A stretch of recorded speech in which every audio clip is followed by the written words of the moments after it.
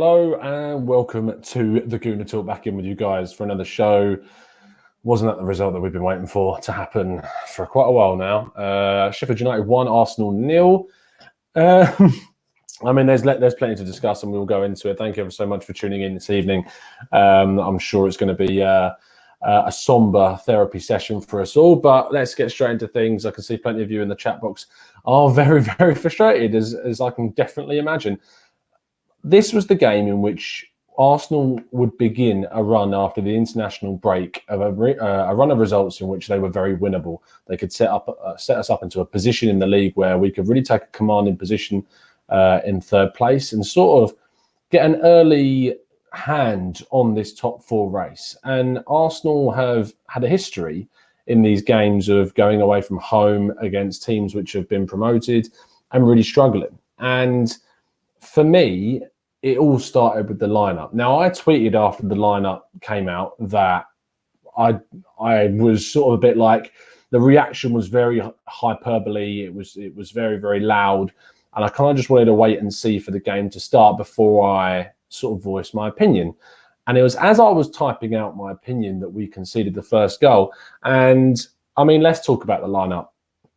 Coming back after the international break, you know exactly what Unai Emery is going to do. You know he's going to stick with certain players. You know he's going to stick with Saka. You know he's going to stick with Kolasinac. You know he's going to stick with plenty of those players on that pitch. The one player that I was surprised that he started was Joe Willock over Ceballos. And in turn, the young Englishman was invisible in the first half.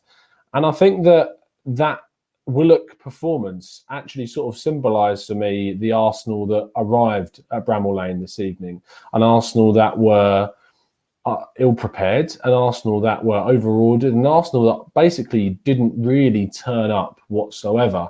Maybe that's harsh on the young guy, but we have to be critical at times, and I think that will. I think that is pretty damning of the performance. Let's jump into the chat box and quickly see what you guys are saying. Arsenal fan says, toothless, disgraceful performance. Edward Denham says, Unai, really good decision to remove Ozil. Carl Halberg says, Willock was woeful. T. Goon says, I can't stand any more being disappointed looking at the lineups an hour before a game. I have been happy with one lineup. I've not been happy with one lineup this season.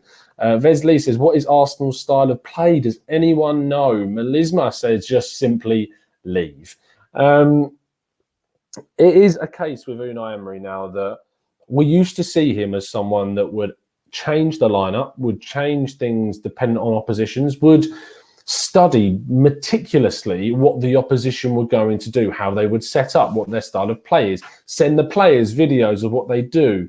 And what we saw tonight is that we have a manager that is becoming extremely predictable, is producing a style of football that is toothless, a style of football that has no protagonists in it, or so he claims, that we have players that are not improving. There are players on that pitch that simply don't really know what to do. And I saw plenty of players at the end of that game getting extremely frustrated with each other, with themselves, and with ultimately what was going on in the game.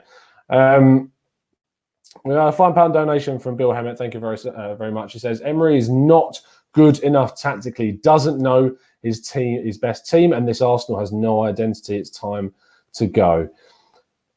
Let's just jump into that question immediately. Is it time to say goodbye to Unai Emery at this stage? Arsenal currently sit, I believe, fifth, because that's where we were before we went into it. We had the opportunity to go third, and we couldn't do it. We've lost 2 games so far this season, which is the same as Palace, Leicester, and Chelsea, and obviously one more than Liverpool and City, with the rest of the teams in the league at least. Oh, and Everton. Sorry, I'm looking at the wrong thing. We lost two games. Chelsea, City, and Leicester have also lost 2 games. The rest have all lost 3 or more, other than Wolves, who also have 2 losses but 5 draws.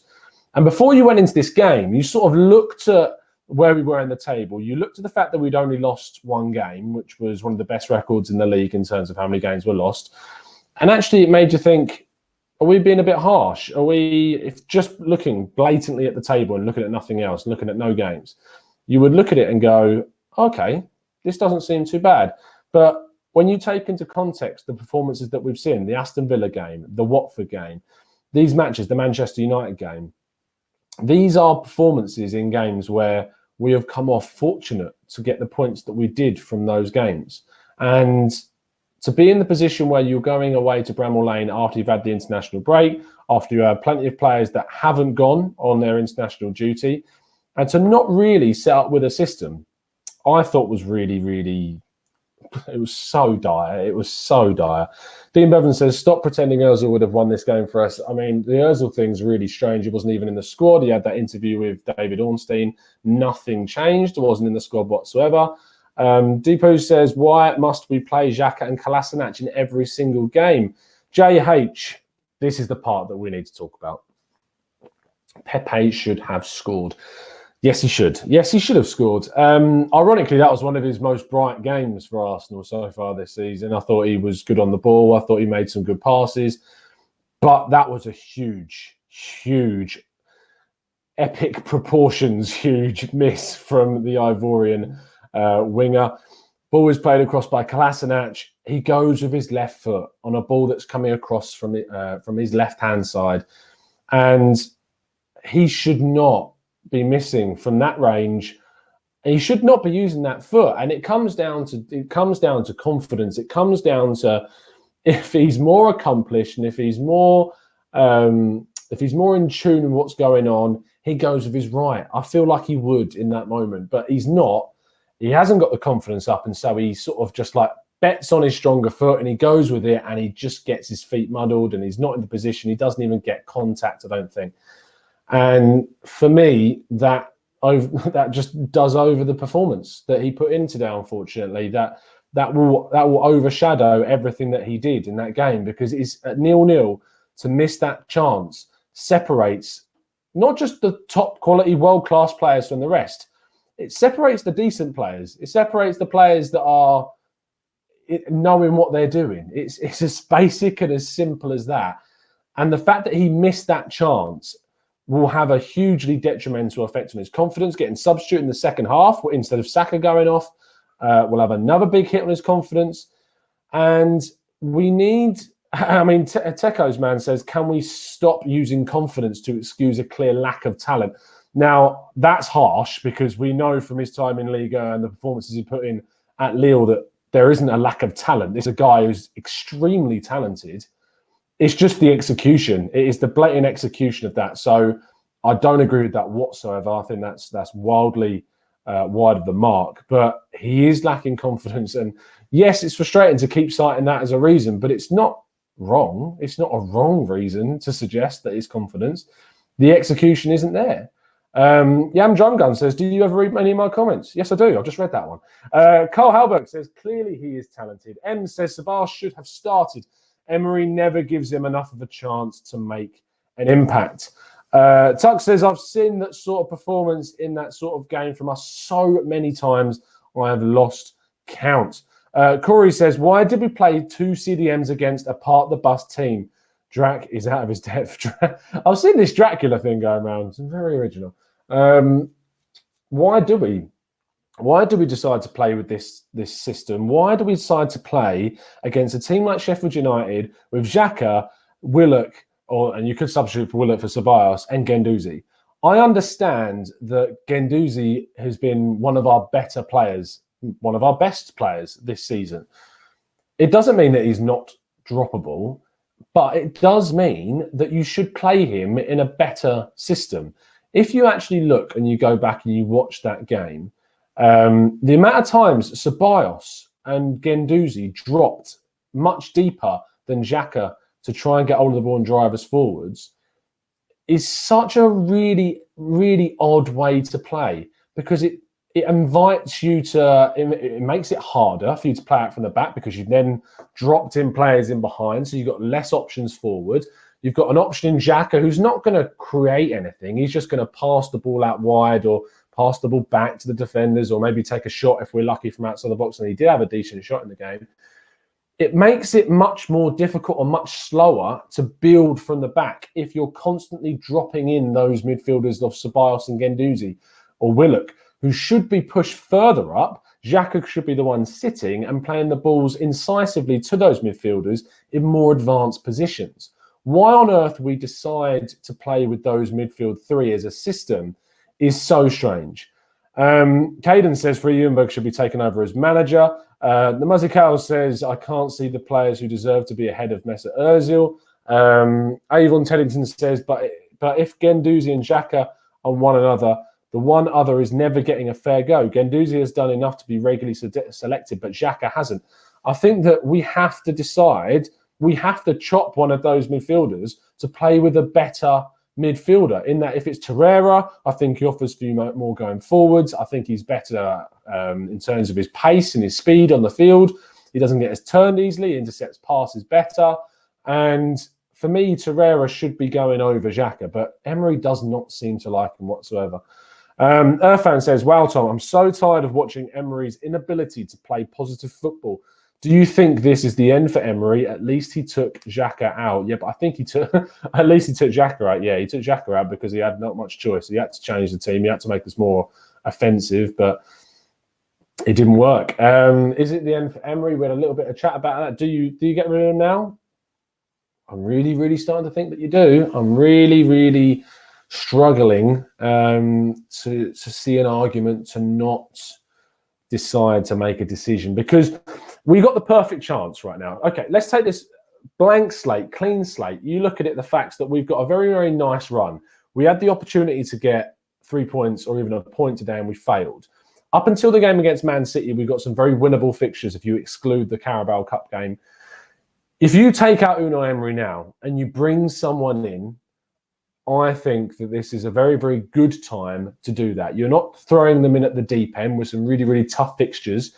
You're bringing someone in to do a job which could ultimately get off to a really, really positive start, have a real good, solid impact when they come in.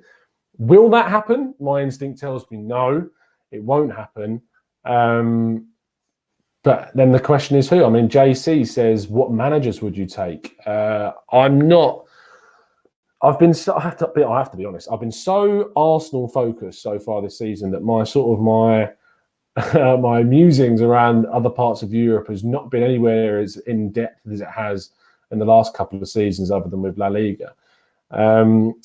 There are managers out there that are available, because that's the key thing. Is if you've got to replace someone mid-season, you've got to look at people who are available. Managers that are available are Jose Mourinho. Would I have him? No, I wouldn't. I wouldn't have Jose Mourinho because it's not what I want. I don't think it changes too much about Arsenal. Would he have got a better result today? He might have got a point. I don't think he would have been proactive in getting 3 points. Max Allegri. Would I take him? I think I would take him. I think I would take Max Allegri. I think that he would change things. I know it seems like a bit of a oxymoron to say that you wouldn't take Mourinho because he's defensive and then take Allegri. But I just think that Allegri has obviously got that pedigree and actually defensively and offensively has got that instinct about his game that maybe he could change things. Would I take Chris Wilder? Would I take Chris Wilder? I mean, he's doing really, really great things. Vieira says, Anonymous T in the chat. Afdelling says that he wouldn't take Allegri. He thinks he's trash. Luke Johnson reckons that Freddie Ljungberg should take over. Mano says Rafa should be taking over Rafa Benitez. That's really intriguing. Daniel Williams, probably the best suggestion so far, Mr. Blobby, as a possible replacement for Unai Emery. Michael says that Allegri is worse. Danny Seydoux says, I don't rate the coach. No matter what a player is, it's the job of the manager to bring everyone together and make them play as a team. Playing the youth is great, but not when we have a player like Ozil. Again, we seem to always be coming back to the Ozil thing. Corey says that Arteta should be given the chance. Peter Renner says, Tom, people need to stop banging on about Ozil when the whole team is playing poorly, which we have been since the end of last year. He's not going to make a difference. The team has no confidence. I don't know if it's fair to say he'd make no difference, but I don't think I'd look at Mesut Ozil as the person that would change things for us if he starts. I don't see him as that person, but we haven't even got the opportunity. Woody886 says, Tom, can you please agree with me that tell me what Emery brings to the table? Can I tell you? I mean, from the evidence that we're seeing, not a lot right now, it's fair to say. Avon says Allegri might be the man to fix our defence, but he wouldn't play it in the Arsenal way. It's an interesting question. In the chat box, please give me your thoughts. Would you rather we had a manager that came in and fixed the defence and played with a defensive style, Allegri, Simeone-esque, and we won games like 1-0, or we got some 0-0s or 1-1s? Or would you rather see a manager with a more proactive style come in, take over, and gradually build something, but with a more attacking flair to his style of play, with a clear style of play? What would you prefer? Solid defensive manager or a flair type manager with a clear attacking offensive style of play, that like a clear passing style or a high pressing game? What would you prefer? To the point says proactive. AO says proactive. Vayanar says he would definitely go for the more proactive approach. Melisma says proactive. Spencer Thompson says play to our strengths. Spencer Thompson says he'd rather the flair. M says proactive, the Arsenal way. Class is permanent. Eric says rather a manager that came in and fixed the defence. Solid defensive all the way. Tekos Man says either. Last few years we have done neither. George's opinion says I want to attack. It's the part of our team. Michael Wick says pressing. Nico says proactive. Caden says solid defensive, don't want us to concede. Karen Russell says proactive. See, it's difficult, isn't it? I mean, I think the large majority of you guys are saying proactive. I agree with you. I do lean on the side of getting that proactive. But for me, it's who is the guy that would come in and be proactive? Who is out there right now being very proactive? Obviously, Nagelsmann is a possible shout at RB Leipzig, but that's not realistic for me because he's only just taken over. He's got a long-term deal. Is he the guy to do that? I'm really, really not sure. Rafa Benitez is a really, really interesting option. Obviously, had success clubs in the past with Liverpool and the like, but more recent times, Real Madrid wasn't great. Napoli was okay. And Newcastle, I think they were absolutely gutted to see him leave. Let's see what some more of you guys are saying. Let's see some suggestions with who you think should replace Unai Emery. Joe says Eddie Howe. Is always that lingering name, is it? Anyhow, Ten Hag says Josh Gunners forever. AFC for Life also says the Ajax manager as well. Avon says RB are doing really, really well at the moment. Edward says that Wenger is proactive. I mean, that Wenger was proactive, but I think that it just sort of never really, it sort of soured towards the end, and we didn't really have enough variation about ourselves. Igrow, says Ljungberg. Anonymous says bring back Wenger. Dial Square says George Graham. Webster says Sheffield did not even play well, which hurts. Dawson says that he would take Mourinho all day. Sharky says Eric Ten Hag is the perfect fit. Ajax are playing very exciting. AO says the Ajax manager. I mean, there's a big shouts in here for Ten Hag for sure. Chris Akumi says, look at Chelsea. Frank Lampard, first season. He has vision. Owen says, well, I've just lost your comment, mate. So many people are chatting, which is great. Aaron says Simeone would come in. I'll take Pochettino, says Carlos. I think that when we actually look at what is available out there in the market, there are managers out there. The issue is are they managers which are firstly going to come in? Are they managers which are going to make a real difference to the team if they do come in? Are they going to be able to adapt to the team that we've got available? I saw someone suggest the Red Bull Salzburg manager, which people know if they're long-time viewers of the show. I have a massive soft spot for Red Bull Salzburg. I can't find the comment right now. But Jesse March, who's obviously coming as the American guy at Red Bull Salzburg, has done fantastic things. They're very good with their youth, which is something that we might be able to take forward. But Rose, their former manager, also did really, really good things there. And we've seen managers like Hasenhüttl, who was also at RB Leipzig as well, do well, but has gone to Southampton, hasn't really hit the ground running. I'm trying to think of the other German guy that was there, but it's completely escaped my mind. Let's Emery see the season out, says Mr. A, which is a very, very different sort of opinion to what we've been seeing. No conversation, says Joe Finn. I mean, basically, there's no options, is what he's saying there. Hendon says, David, let me find that comment again. That was a brilliant one. David Prent would do a better job, says Hendon Gooner. Peter Renner says, Freddie did well with the under 21s. Give him time until the end of the season, but not follow Manchester United and wait till then, regardless of how well he has done before then. Roger Schmidt, thank you, Roger Cannon. That was the guy, Roger Schmidt. Thank you very much. Red Till I'm Dead says, get a Premier League manager, FFS. Nick Matthews says, what do you think Emery will say to the players on the way back? I mean, what can he say to the players? It's a really, really good question. What can he say? I mean, we've been in this position before. We've not seen things change. So all he can say is, I can't imagine him being a really scathing guy in the dressing room, because I put that result down to him. I don't see that. Usually, basically, you can turn around and say that the players were poor. And I thought that today we were poor, but I don't think it was the players' fault. This is one of the few times where I'm usually quite sympathetic towards managers, because I think at the end of the day, they can't go out there and kick the ball. But today, it was very, very obvious that the manager's system just was inept today. It didn't do us right. It didn't do us what we needed it to do. And it is the system that is costing us massively, and the reason why we are not progressing. And we are extremely fortunate, and I cannot stress this enough, we are extremely fortunate that we're in a league right now which is full of another teams competing for the top four that are also inept in their own ways at getting results. And we're hugely fortunate that that is the case, that other teams around us, like Spurs, like United and Chelsea, have dropped points in games which they shouldn't have done. And because of that, we are in a position where we can still look with some fortune towards getting the top four. But there are other teams like Leicester, for instance, that are looking extremely good. I mean, Brendan Rodgers looks like the prodigal son right now that we could take. Gunner says Joachim Low, no chance. Absolutely no chance. If Drew is watching, I know that he's screaming, because that is certainly, if you've been watching Germany for the last couple of years, no chance do we want Joachim Low in this team. Pepe Mr. Sitter. Reza says we haven't competed since Kroenke. To the point, Sheffield hadn't scored for a month before today. Irfan says, why did Tierney not start? Baffling decision. I was surprised he didn't start, in the sense that I would have started him, but I wasn't surprised because he likes Kolasinac, and that's what it is.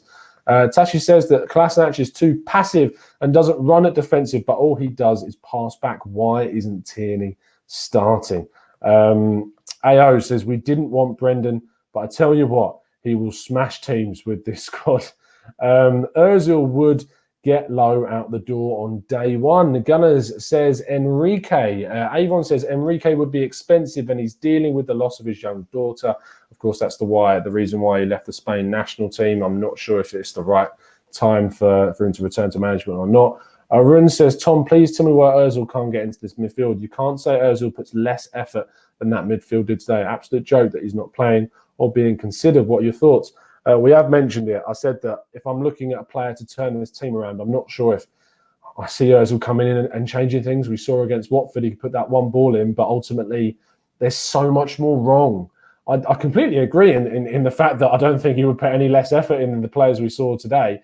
But at the same time, I don't see him being that person to take us by the scruff of the neck.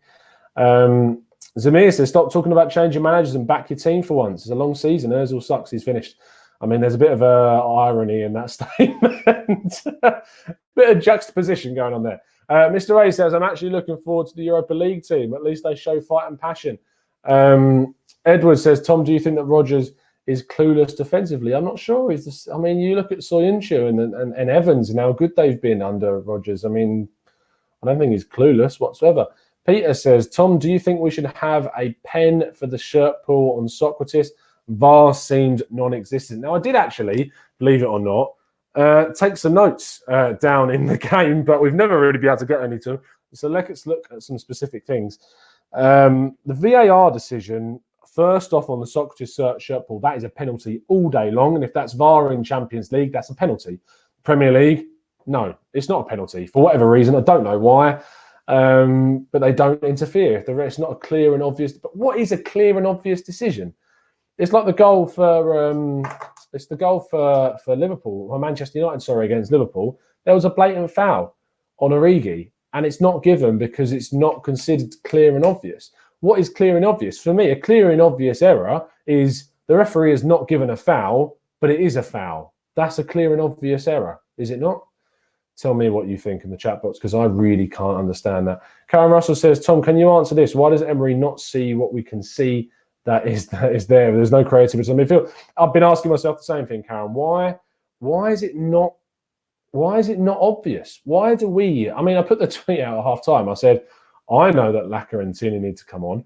You know that Laka and Tierney need to come on. But does Emery? No, of course he doesn't know. Of course he doesn't know that they need to come on. Change is needed much sooner, and it didn't happen. And it's really, really painful. I mean, let's talk about the Saka thing briefly. Did he dive? Dive or no dive? In the chat. Boykayo Saka. I feel like I've been a bit controversial on Twitter today. Do you think he dived? Because my opinion is that he initiated contact, and I mean it's a really, really small one. I still think he's looking for it. I think he does initiate the contact. Yes, you know, he's running in a fairly straight line.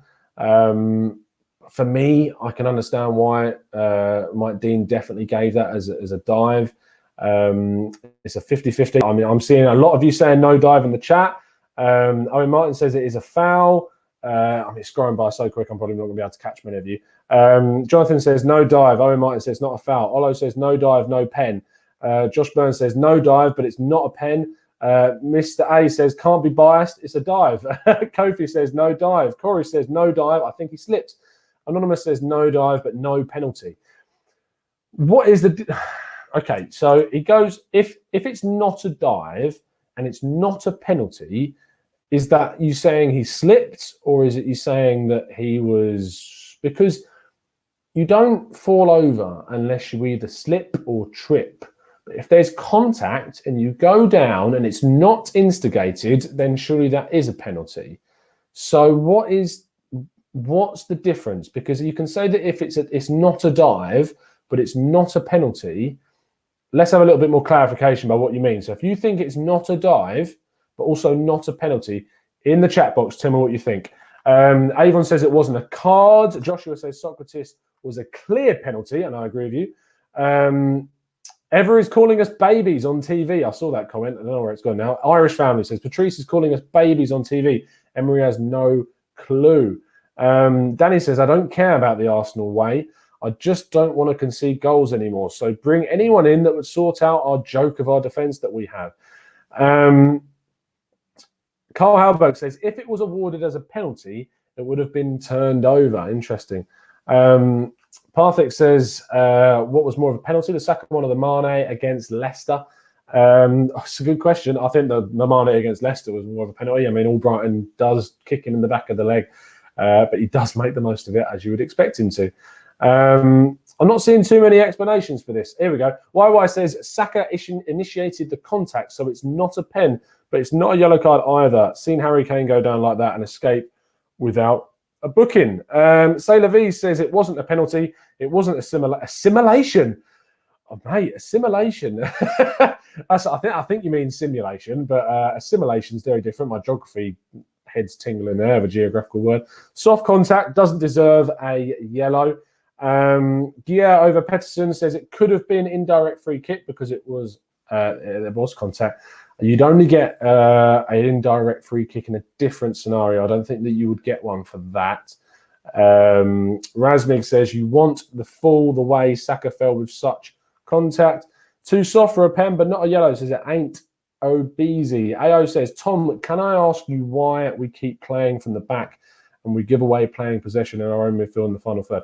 Because that's Emery's style. That is the only thing that I can put a pin in and say that clearly that is Unai Emery's style, is that he wants to play out from the back. And it doesn't work, does it? Because it puts us under pressure.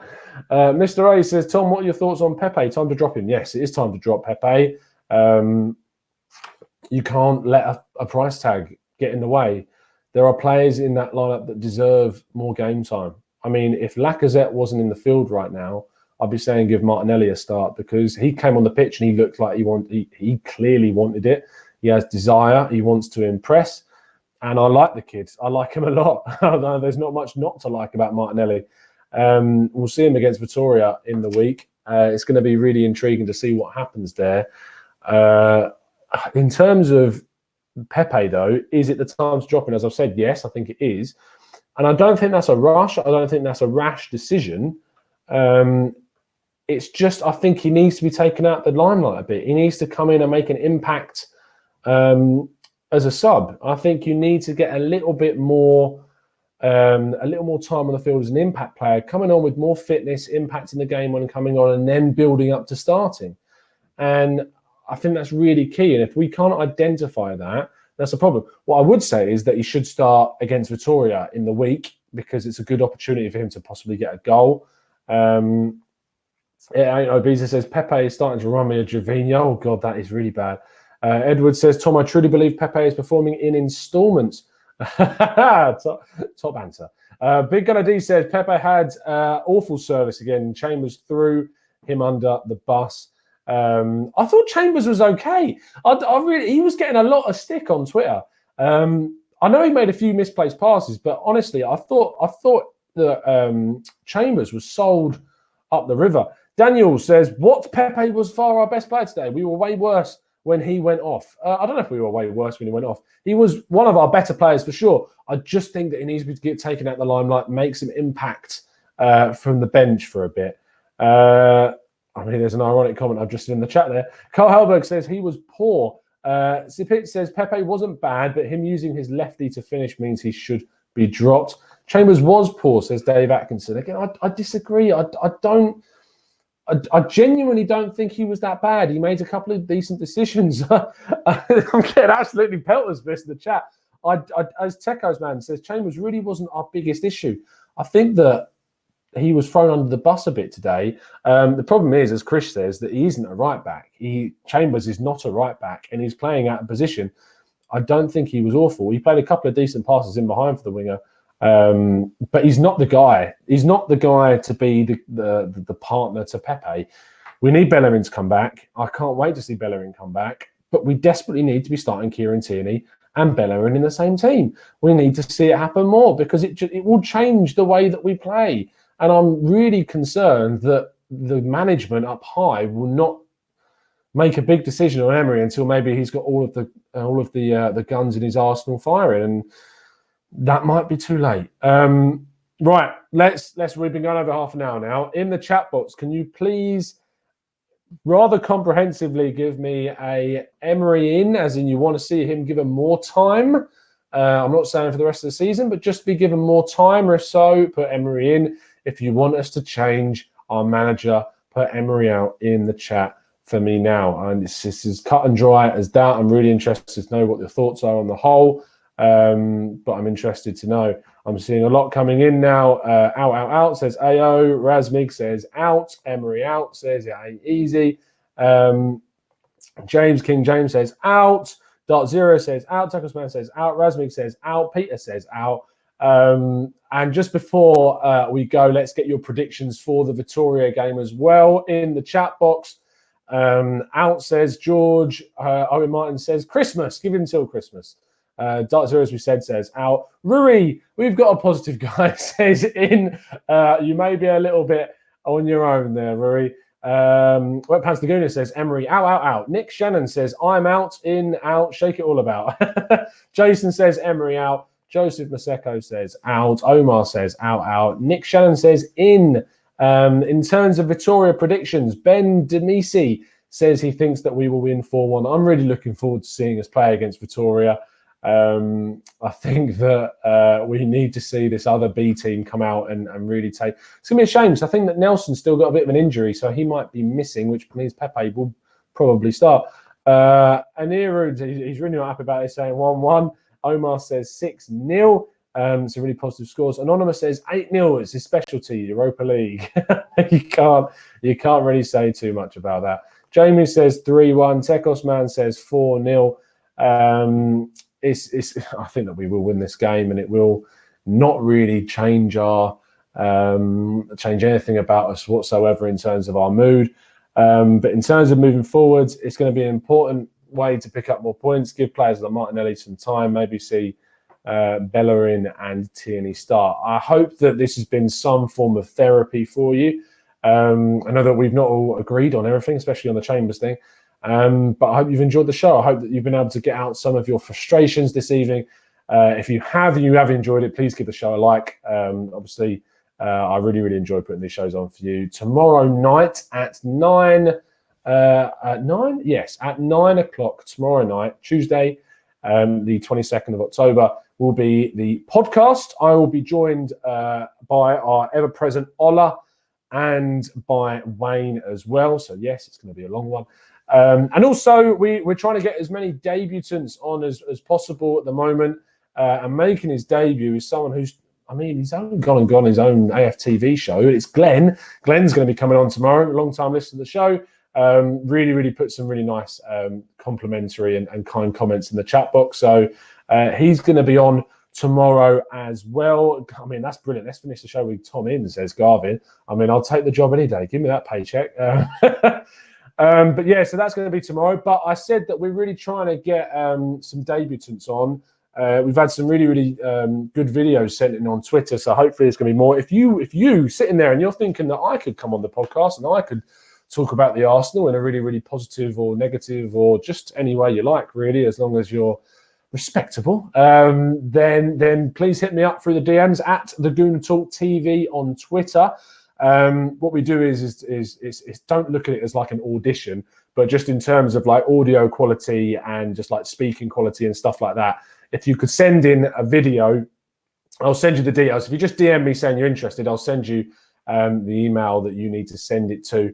But if you send a video to tcanton@hotmail.co.uk, then all you need to do is send in a quick video, about a minute long, just with your thoughts on the game against Sheffield United. If you would like to do that and you'd like to get on the show, then please do send in those videos. DM me on Twitter at the Gooner Talk TV. And if you're interested, maybe you will get on the show too. Thank you ever so much for tuning in. Much appreciate your comments. Please give the show a like if you've enjoyed it and subscribe if you're new around here with those notifications turned on. I will see you tomorrow night for the podcast with Wayne and Ola and Glenn for some more therapy, which is going to be really, really needed, of course. But I hope you enjoy the rest of your evening or day or whatever you are doing, and get some sleep and, just sleep on it, reflect, and then we'll get some more reflections going on in tomorrow's podcast. See you very, very soon. It's quite hard to say right now, but we're going to do it. As always, up the Arsenal.